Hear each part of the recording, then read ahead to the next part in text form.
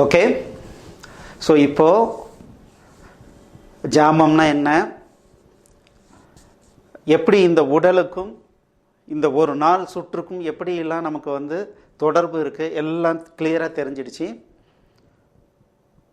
So இப்போ நம்ம பண்ண வேண்டியது என்ன சார் அப்படின்னா, ஸோ ஒரு விஷயம் நமக்கு ரொம்ப கிளியராக தெரியுது.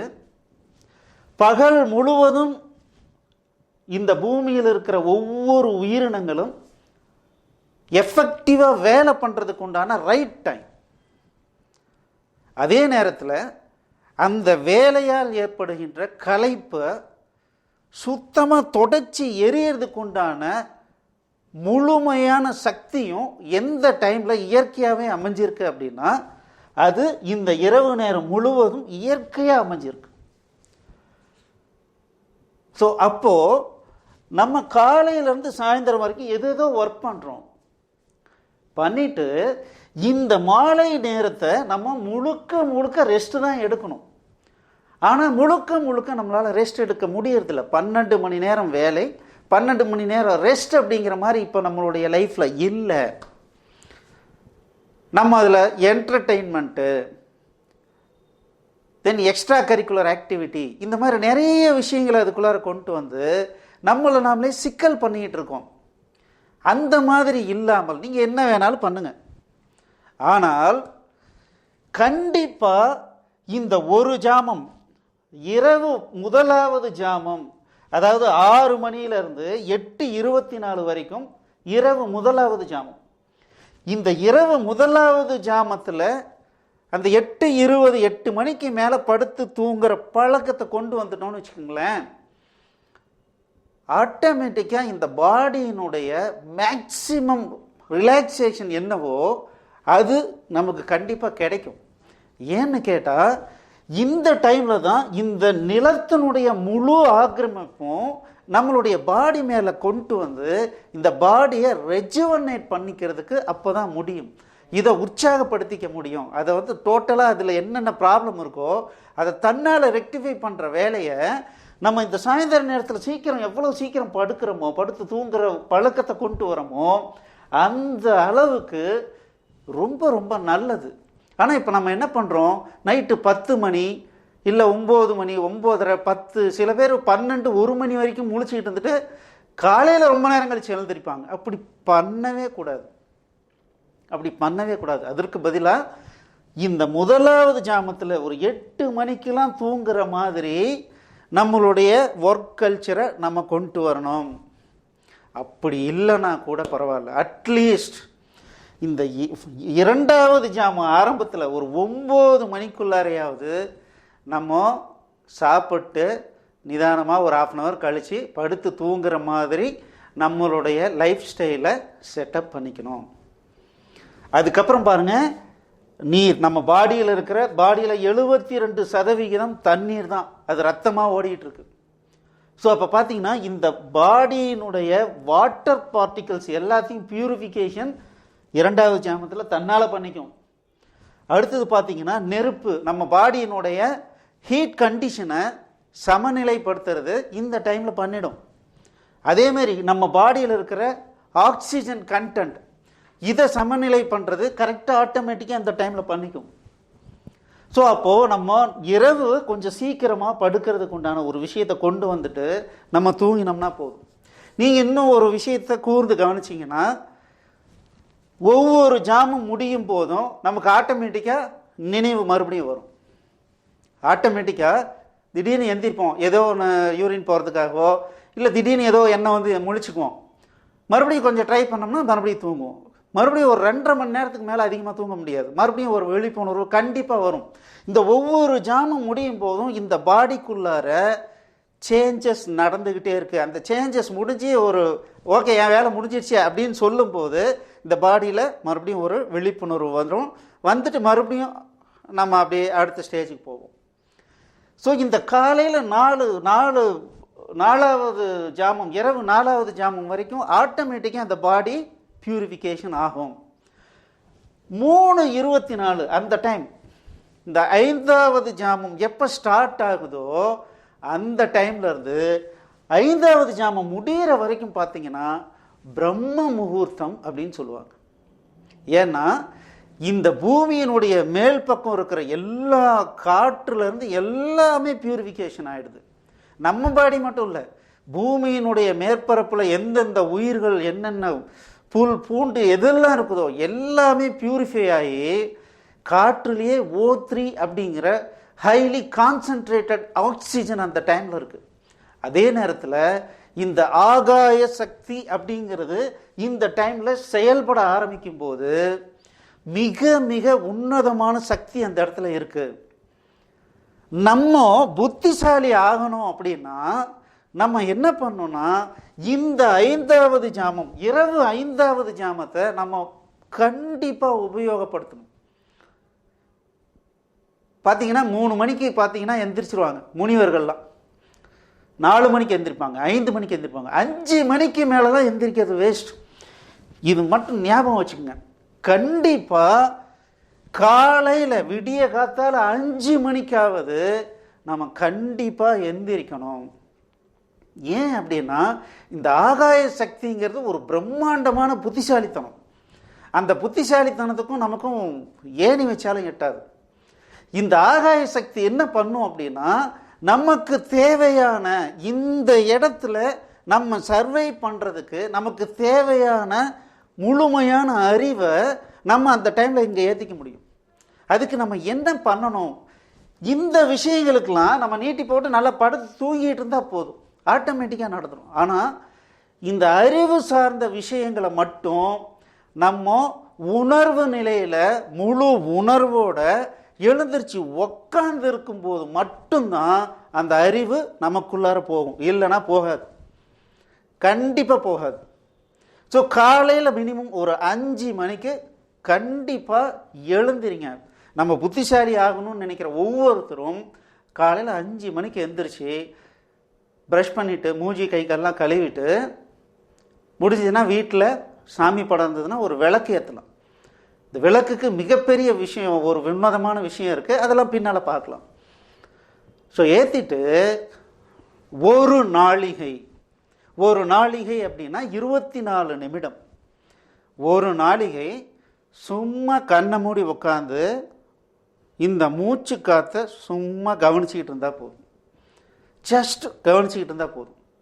நீங்கள் என்ன தான் பண்ணிங்கனாலும் ஒரு நாளிகைக்கு மேலே நம்மளுடைய எண்ணம் ஆட்டோமேட்டிக்காக ஒரு விழிப்புணர்வுக்கு வந்துடும். அதுக்கு மேலே ஐயோ நான் அப்படியே உக்காந்துக்கிட்டே இருந்துட்டுனா என்ன ஆகும் அப்படின்னு நீங்கள் வருத்தப்பட வேண்டிய அவசியமே இல்லை. யாராக இருந்தாலும் அதி தீவிர முயற்சி இருந்தாலொழிய கண்டிப்பாக ஒவ்வொருத்தர் தியானம் பண்ணும் போதும் ஒரு உணர்ந்த ஒரு விஷயம் என்ன அப்படின்னா ஒரு நாளிகைக்கு மேலே கண்டிப்பாக இந்த எண்ணங்கள் மறுபடியும் பார்த்தீங்கன்னா முழு உணர்வு நிலைக்கு கண்டிப்பாக வந்துடும். அது எங்கேயோ போயிடாது. சும்மா மூச்சு காற்று அப்படியே பார்த்துக்கிட்டே இருந்தேன் சார் 8 மணி நேரம் ஆயிடுச்சு, காலையில் உட்காந்து சாயந்தரம் வரைக்கும் நான் அப்படியே உட்காந்துட்டேன் போல இருக்கு அப்படின்னு யார் வேணாலும் ஈஸியாக உட்கார முடியாது. நீங்கள் வேணால் ட்ரை பண்ணுங்கள். ஜஸ்ட்டு உட்காந்து உங்களுடைய மூச்சு காற்றை நீங்கள் கவனித்து ஒரு 24 நிமிடம் இந்த 5லேருந்து 6க்குள்ளார உங்களுடைய நேரங்களை அலோகேட் பண்ணி ஜஸ்ட் ஒரு 24 மினிட்ஸ் உக்காந்திங்கன்னா போதும்.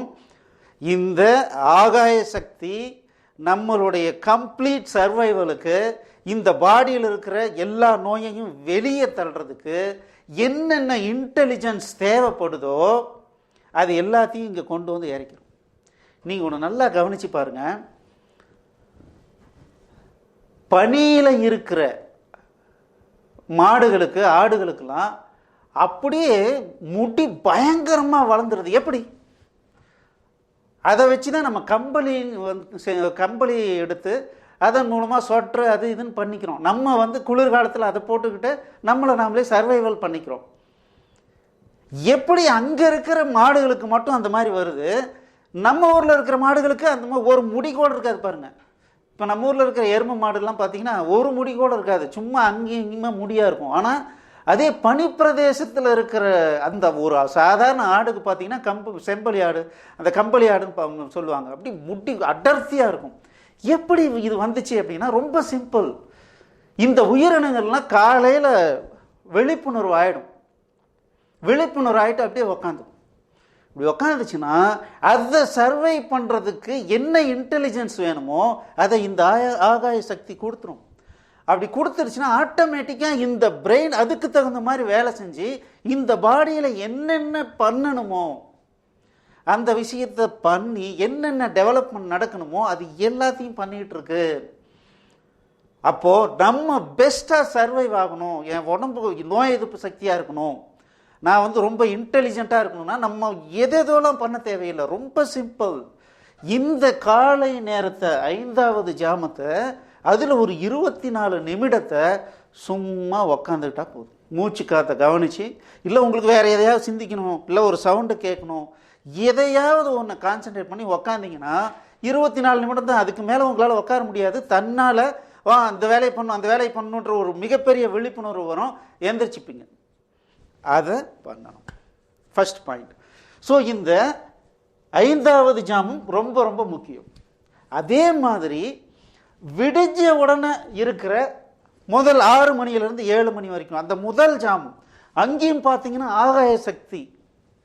அதே நேரத்தில் சூரியன் மெதுவாக உதயமாகுது.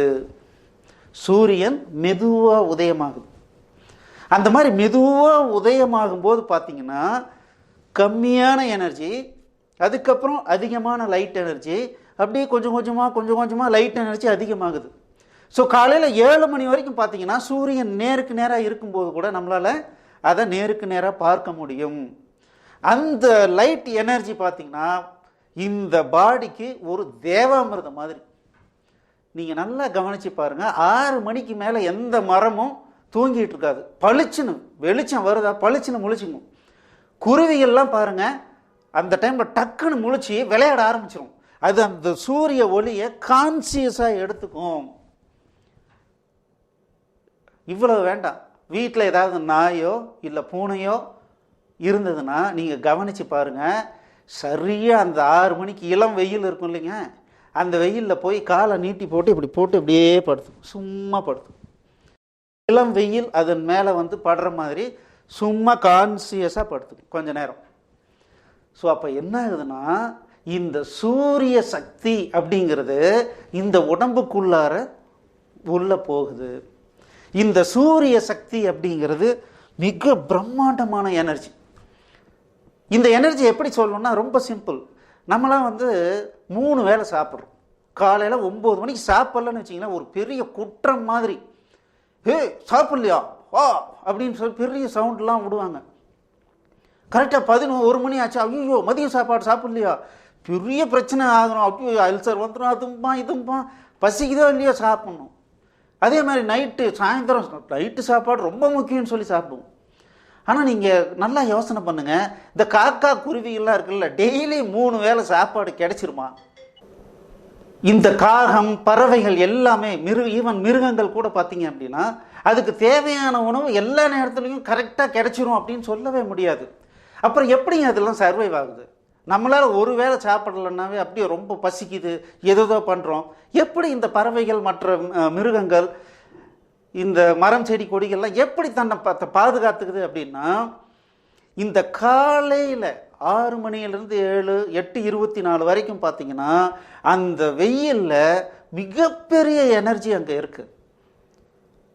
அந்த எனர்ஜியை கான்சியஸாக நம்மளால் எடுத்துக்க முடியும். இந்த மனிதனை பொறுத்த வரைக்கும் ஒரு விஷயம் இருக்குது, இந்த எக்ஸ்டர்னலில் இருக்கிற எல்லா விஷயத்தையும் இந்த உடல் வந்து எல்லாத்தையும் வான்னு எடுத்துக்காது.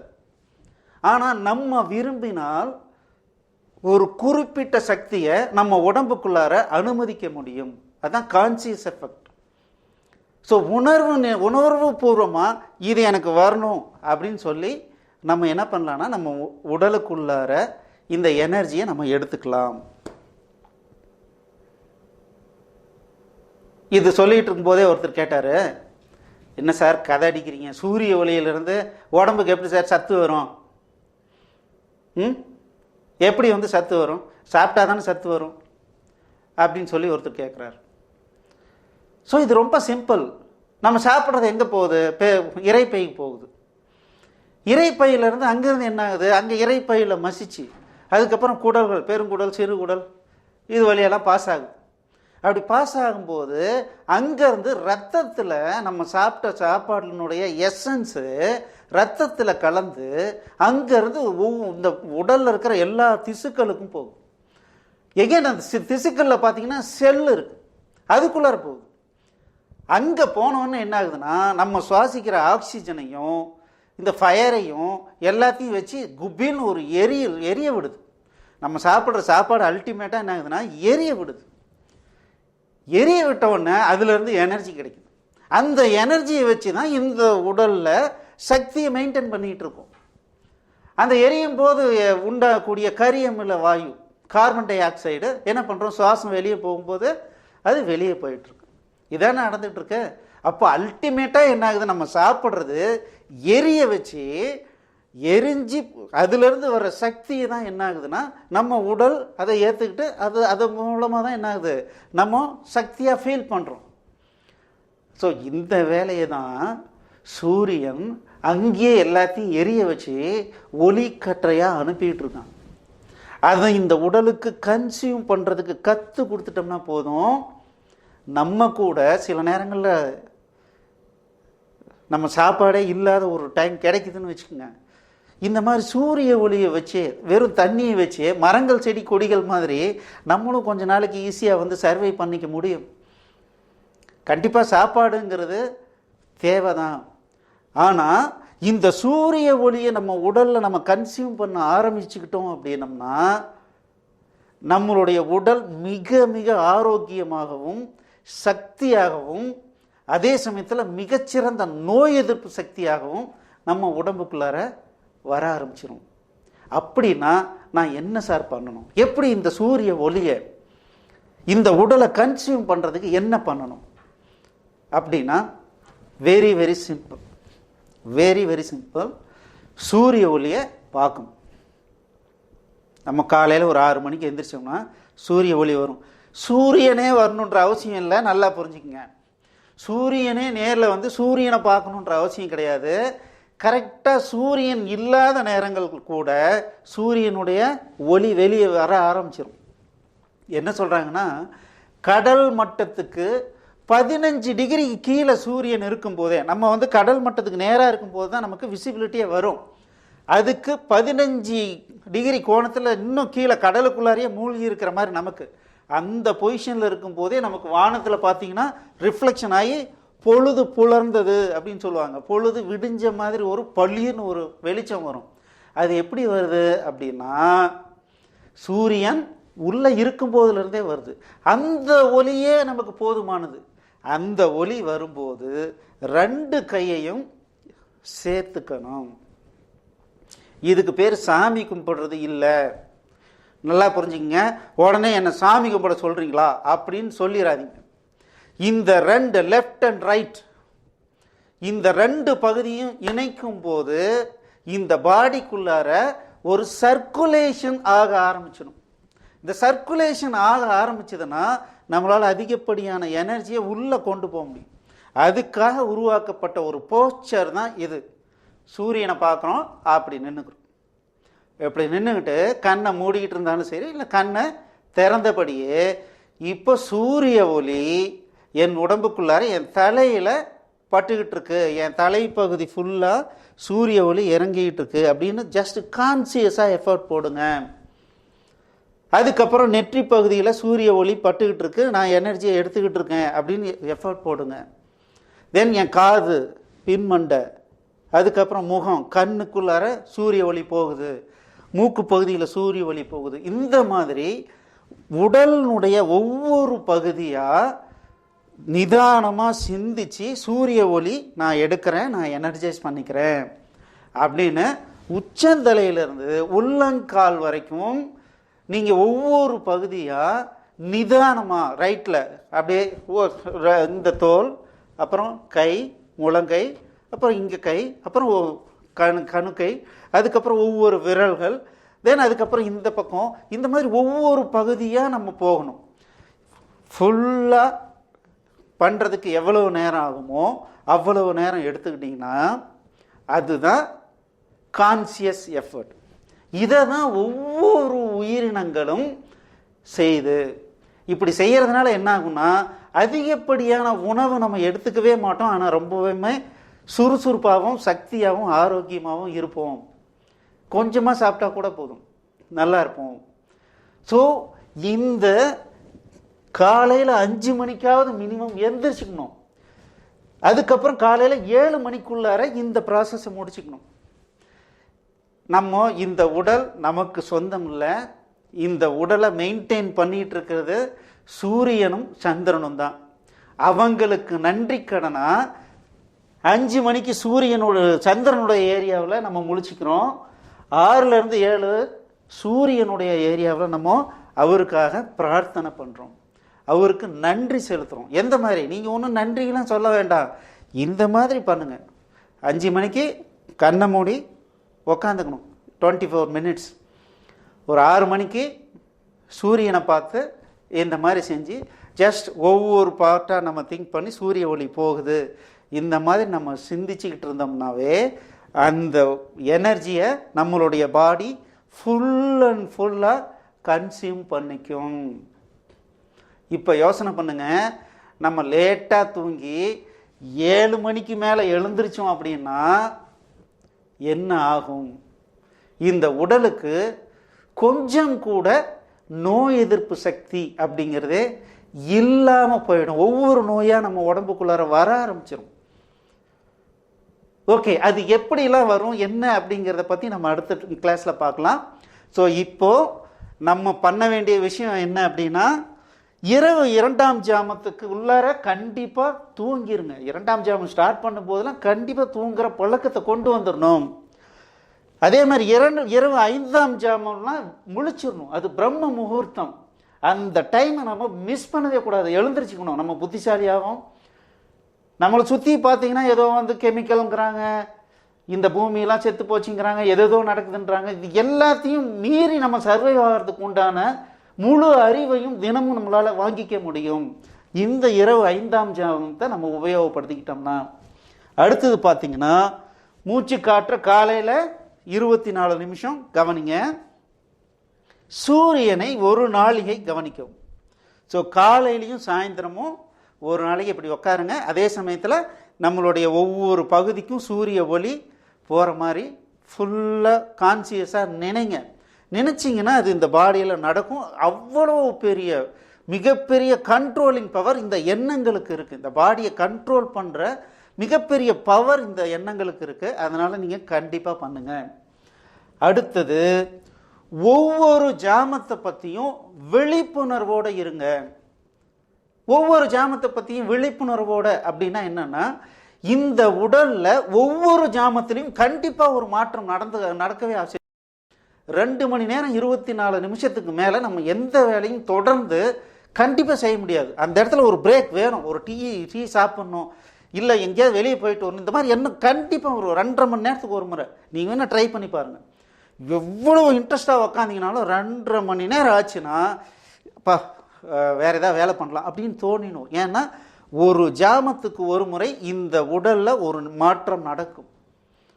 அதை கான்சியஸாக கவனிக்கும் போது இப்போ எத்தனாவது ஜாமம் நடந்துக்கிட்டு இருக்கு, இப்போ எத்தனாவது ஜாமம் நடந்துக்கிட்டு இருக்கு அப்படின்றத கான்சியஸாக கவனிக்கும் போது இந்த உடலுக்கு நாம் உதவி செய்கிறவரா ஆகிறோம். ஏனோ தானோ அதுவோ பார்த்துக்கிறதுக்கு பதிலாக நம்ம இந்த மாதிரி சிந்திக்கும் போதே இந்த உடலுக்கு ஈஸியாக எல்லாத்தையும் சரி பண்ணி அடுத்த ஸ்டேஜுக்கு நம்மளை கொண்டு போகிறதுக்கு சரி பண்ணிக்கிறோம். சார் இது என்ன பண்ணும்? ரொம்ப சிம்பிள். காலையில் 6 மணிக்கு எந்திரிச்சிங்கன்னா சூரியன் கிழக்கில் உதிச்சிக்கிட்டு இருக்கு. ஸோ அப்போ கிழக்கில் சூரியன் உதிக்கும் போது பார்த்தீங்கன்னா முதலாவது ஜாமம். ரொம்ப சிம்பிள். சூரியன் அப்படி பார்த்தீங்க அப்படின்னா கீழ் நோக்கி இருந்ததுன்னு வச்சிங்களேன், ஓகே, விடியும் போது இருந்ததுன்னா இப்போ முதலாவது ஜாமம் நடந்துக்கிட்டு இருக்கு. அவ்வளோதான், நீங்கள் நினைங்க, அவ்வளோதான். அடுத்தது சூரியனை மாலையில் மறையும் போது பார்க்கும்போது டக்குன்னு நீங்கள் ஞாபகம் வச்சுக்கலாம், ஒரு குறிப்பிட்ட இதுக்கு கீழே மறையும் போது இப்போது 5வது ஜாமம் நடந்துக்கிட்டு இருக்கு, பகல் 5வது ஜாமம். அப்போ சூரியன் மறையுது. சரி, உச்சிக்கு நம்ம தலைக்கு மேலே சூரியன் இருக்கிறத பார்க்கும்போது நம்ம 100% ஷூராக சொல்லலாம் அது 3வது ஜாமம். அது 3வது ஜாமம் இல்லைங்களா? அப்போது காலையில் 10:30 மணிக்கு பார்க்கும்போது பார்த்தீங்கன்னா எந்த இடத்துல சூரியன் இருக்கும், ஒரு 2 நாள் தொடர்ந்து வாட்ச் பண்ணுங்கள். 10:30 to 11 அந்த டைமில் எங்கே சூரியன் இருக்கோ அங்கே 2வது ஜாமம். அதே மாதிரி மதியம் ஒரு 3 to 4 அந்த ரேஞ்சில் நீங்கள் சூரியனை பார்த்தீங்கன்னா ஒரு இடத்துல இருக்கும்ல, இந்த 5 ஆங்கிள் தான். இந்த 5 ஆங்கிள் கரெக்டாக கிழக்கில் சூரியன் உதிக்கும் போது 1வது ஜாமம், மறையிறதுக்கு முன்னால் 5வது ஜாமம் நடக்குது, தலைக்கு நேராக சூரியன் இருக்கும்போது 3வது ஜாமம் நடக்குது. காலையில் 10 to 11 சூரியனை நீங்கள் எப்போ பார்த்தீங்கன்னாலும் டக்குன்னு ரீகால் பண்ணுங்கள், இது 2வது ஜாமம் நடந்துக்கிட்டு இருக்கு அப்படிங்கிறத ரீகால் பண்ணுங்கள். அதே மாதிரி மதியம் ஒரு 2:30-3 மணி அந்த ரேஞ்சில் பார்த்தீங்க அப்படின்னா மதியம் 4வது ஜாமம் நடக்குது, அதாவது காலை, அதாவது பகல் 4வது ஜாமம் நடக்குது அப்படிங்கிறத ஞாபகப்படுத்துங்க. ஸோ எப்போல்லாம் உங்களுக்கு சூரியனை பார்க்க முடியுதோ பார்த்த உடனே please make a conscious effort. இப்போ எத்தனாவது ஜாமம் அப்படிங்கிறத இங்கே நினச்சிங்கனாவே இந்த உடலுக்குள்ளார ஒரு மிகப்பெரிய ஒரு மாற்றம், நுண்ணறிவு தன்னால் வரும். இதை பண்ணாவே போதுங்க, நம்மளுடைய உடல் சீராக இயங்க ஆரம்பிக்கும், ரொம்ப சீராக இயங்க ஆரம்பிக்கும்.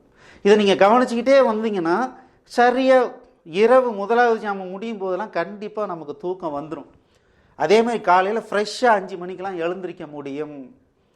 ஸோ இதுதான் நம்ம பண்ண வேண்டிய விஷயம். தமிழர்கள் ஒரு மிகச்சிறந்த கணிதத்தை உருவாக்கியிருக்காங்க, நாள் அப்படிங்கிற ஒரு கணிதத்தை உருவாக்கியிருக்காங்க. அது இந்த சூரிய சந்திரனுடைய ஓட்டத்தையும் இந்த உடலுக்குள்ளார ஏற்படுற மாற்றங்களையும் வச்சு அதுக்கு ஏற்படுற நல்ல தொடர்பு இருக்கிற மாதிரியான ஒரு நேர அளவை உருவாக்கி அதை ஃபாலோ பண்ணிகிட்டு இருந்தாங்க.